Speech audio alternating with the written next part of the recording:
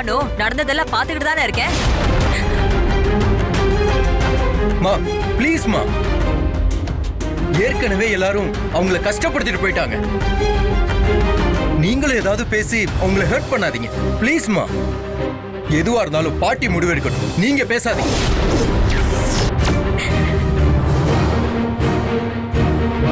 Akash sir, இந்த விஷயத்துல உங்க அம்மா சொல்றதா கரெக்ட்.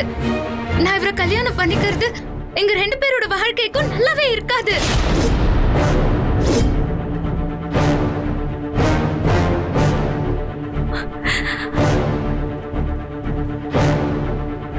எந்த விதத்திலயும் எங்க 2 பேருக்கும் ஒத்து போகாதுங்கிறது உங்க எல்லாருக்கும் தெரியுமே. பாட்டி இப்படி அவசரப்பட்டு முடிவு எடுக்கிறது தப்பு குட்டி பாஸ்.